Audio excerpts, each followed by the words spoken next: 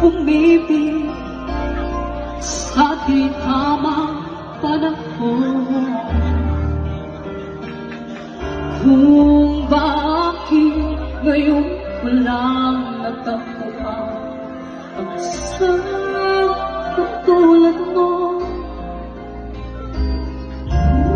Sana doon pa kita